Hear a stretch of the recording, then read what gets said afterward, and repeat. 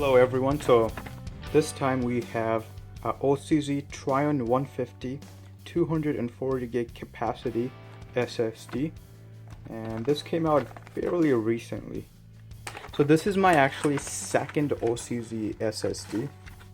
The first one was OCZ Vector 150 and I was very happy with that one, so I was like I should try out another OCZ SSD. And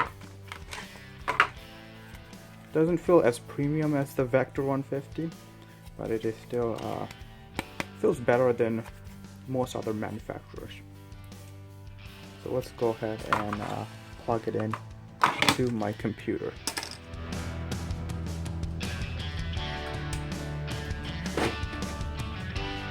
Opened up the side panel already, and I already have the second SATA cable connected to my computer, and let's go ahead and put the SSD in now.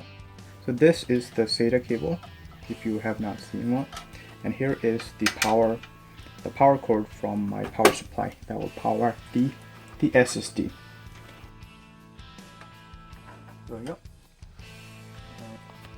So I did not put any screws to mount this because it is a SSD, meaning even if it's moving or vibrating, it's not going to cause any problems. Alright, so let's go ahead and open up the computer or turn on the computer.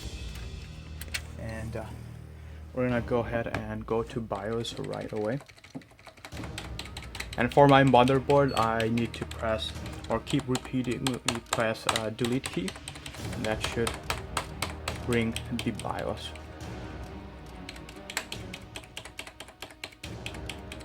And it did. And if we go to save and exit, we should see the Trion 150, and it did. Here we go, OCZ Trion 150. So that means it's being detected by the computer, and the SSD should be fine.